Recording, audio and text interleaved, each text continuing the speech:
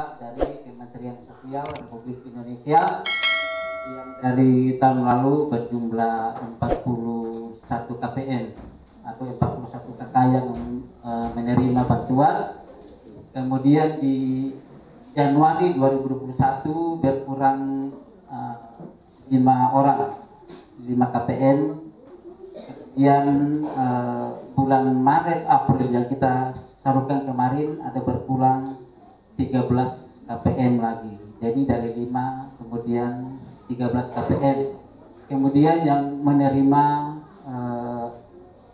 26 KPN yang menerima kemarin. Jadi di daftar juga ada kampung lain masuk 2 KPN. Kemudian ada yang masuk di Abu 1 orang. Jadi tetap yang menerima kemarin 28 KPN yang kemarin. 8, 13 yang tidak menerima. Jadi begini, kita jelaskan bahwa datanya tetap dia baik. Artinya data yang terkirim ke pusat, NIK-nya Padang dengan Dukcapil, namanya juga benar. Dan kita menginput sesuai dengan data kepala keluarga. Persoalannya kita di Waropen bukan pusat COVID. Jadi memang seluruh Papua kecuali Kota Jayapura dan Kota Sorong itu tidak ada pengurangan tapi sedikit. Tapi kita kebanyakan di kabupaten lain yang tidak terdampak COVID itu kan harus ada laporan dari Satgas Penanggulangan bahwa ada kasus, ada korban. Kalau tidak ada, ya berarti kan kita bukan terdampak COVID. Kita masih bisa beraktivitas. Sedangkan di Jawa sekarang kan sudah zona merah, di Jawa Barat zona merah. Jadi mungkin anggaran difokuskan ke daerah-daerah yang terkena COVID. Makanya kita dikurangi kuota untuk Papua, khusus Waropen untuk Maret April itu cuma 360 KPN saja dari 1072. Kan banyak sekali yang berkurang. Kalau Ulfas Waret kemarin yang menerima masih Maret April, tapi di distrik lain di luar Ulfas Waret Oudate Darat itu hanya sampai Maret. Aprilnya tidak dapat, tapi Ulfas Waret masih dapat April. Walaupun pengurangan KPN-nya banyak sekali, hampir setengah. Kita kalau Ulfas Waret Oudate itu 664 KPN, kemarin cuma 360. Berarti kan berkurang 304 KPN. Jadi jangan ada yang beranggapan bahwa kita ganti, kita kurangi, tidak. Kita tidak pernah mengurangi jumlah KPN, tapi memang dari pusat alokasinya berkurang. Sebagai informasi saja, Paniai hanya dapat 1, Kabupaten Duga dapat 2, ada yang 6, ada yang 4, ada yang 12. Kita di sini masih lumayan 360 KPN yang dapat. Tapi kita harus bersyukur bahwa kita di sini tidak ada kasus COVID. Kita masih bisa bergerak. Kita masih bisa ke pasar berjualan kalau yang nelayan atau petani masih bisa.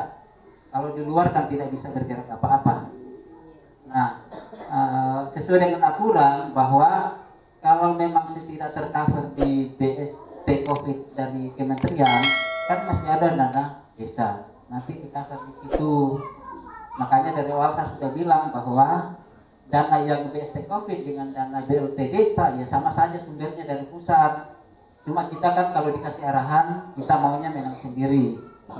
Mau dapat BST COVID dari pusat, mau dapat BLT desa juga.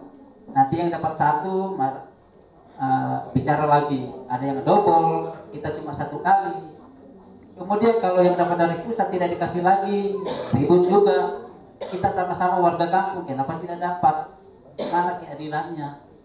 Toh, ya kita harus lihat keadilan. Kalau sudah dapat dari pusat ya tidak usah lagi ngotot di BLT desa. Itu kan kalau double ya kita yang berdosa. Itu harusnya untuk orang lain kita ambil lagi. Ya kalaupun ada kebijakan kepala kampung ya terima kasih. Mungkin dikasih setengah kan, dikasih sedikit kan tidak apa-apa. Kalau tidak dikasih juga, baru sudah menerima dari pusat ya tidak usah ngotot lagi mendapat BLT desa. Karena membiayai program-program di desa kan butuh uang. Sekarang anggaran lagi ini hanya khusus untuk BLT desa, tidak ada program lain lagi. Padahal banyak yang kita harus biayai untuk program kampung. Ya syukurlah kalau mungkin dana desa ini BLT desa bisa sampai Desember ya. Kalau kita hanya sampai di bulan April, jadi besok Mei sudah tidak ada, sudah stop. Ya kecuali mungkin dari kementerian ada anggaran lagi. Ya kita menerima datanya saja. Itu yang pertama. Kemudian yang untuk selain BST COVID kan kita juga dapat sembako ya. Di Paraguay sudah sekitar 24 KPM. Ada lagi kemarin calon penerima sembako lagi yang kita ada verifikasi ada 10 orang ya berapa? 10 yang mau masuk di calon PKH. Tapi dari daftar itu juga ada yang belum menerima sembako. Tapi dia sudah masuk calon PKH. Mudah-mudahan besok data baru dia sudah masuk di penerima sembako. Dan kalau dia punya komponen untuk PKH dia juga dapat PKH. Itu yang kedua. Yang ketiga tentang KPM penerima PKH di sini kita ada di 10 ya kalau tidak salah atau hanya 7. Yang penerima PKH memang ada yang dananya masuk, tapi ada juga yang belum masuk. Itu karena ada perbaikan data. Jadi sabar saja, kalau datanya di pusat sudah baik, dia akan tetap masuk kembali. Yang penerima PKH yang ditarik di ATM. Kita di sini ada 7 orang yang atau berapa ya? Ada 11 atau 7 sekurang hafal lagi. Jadi Bapak Ibu yang menerima PKH yang biasa tarik di ATM baru belum masuk, ya sabar saja. Nah, kemudian yang kita verifikasi kemarin ada 10 yang mudah-mudahan bulan-bulan ke depan kalau keluar dananya Bapak Ibu juga akan masuk. Ada 10 kemarin itu termasuk Bapak Ido Ramande. Berapa kemarin itu? Ada Ibu Faisei. Nah, itu sudah masuk di komponen PKH.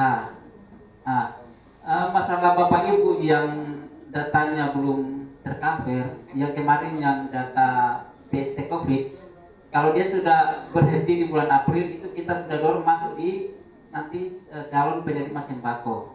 Jadi ke depan ini mudah-mudahan pemerintah pusat mengalokasikan anggaran yang lebih lagi. Jadi bukan kita yang menentukan bahwa Bapak ini dapat sembako, Bapak ini, dan itu tidak bisa ditukar-tukar. Itu dia jalan terus. Masalah Bapak Ibu yang sudah ada datanya, sudah namanya masuk data terpadu kesejahteraan sosial, tapi belum dapat dana sembako, ya harus bersabar. Bukan kita tidak usulkan Bapak Ibu, tidak, tapi namanya kuota yang dikasih untuk Waropet hanya sekian, berarti Kampung Paradoy sekian, Kampung Mambui sekian. Jadi yang menentukan itu pusat, karena di data di pusat juga kita sudah ada data Bapak Ibu. Walaupun Bapak Ibu tergolong keluarga kurang mampu, tapi ada tingkatan kurang mampunya, ada yang mampu, ada contohnya miskinnya kan ada 1 sampai 6. Kalau yang namanya miskin di kategori 1 berarti dia tidak punya rumah yang layak, pendidikan anaknya banyak, dia tidak punya penghasilan tetap. Tapi kalau keluarga kurang mampu yang ada di tahapan 4, 5, 6 dia sudah punya rumah yang layak.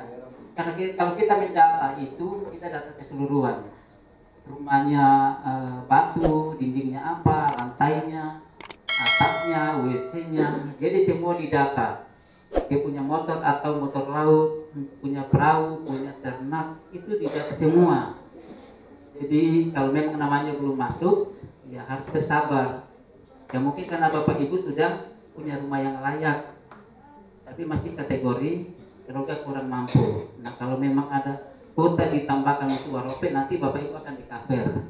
Kita ini kan setiap bulan akan bertambah, artinya KPM-nya bertambah khusus untuk sembako.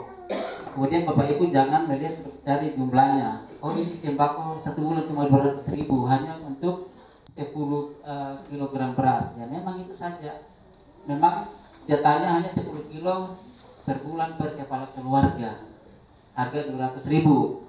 Kalau dibeli beras bulog kan bisa dapat 15 kilo kalau misalnya 13 sampai 14 kilo. Jadi jangan dilihat dari jumlahnya. Ya untuk nanti tahap keduanya mungkin nanti Mei ini. Itu nanti untuk upload sampai dengan Juni 2021.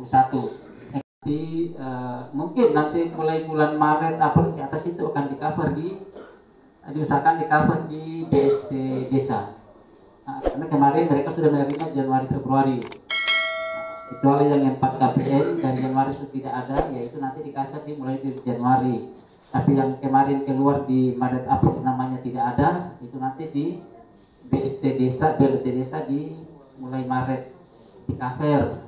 Karena tidak begitu toh, kalau sudah menerima jalur Februari ya tidak perlu menuntut. Nanti di Maret April ke atas baru masukkan lagi sebagai penerima BLT desa. Mungkin itu apa yang saya bisa sampaikan waktu saya kembalikan. Terima kasih.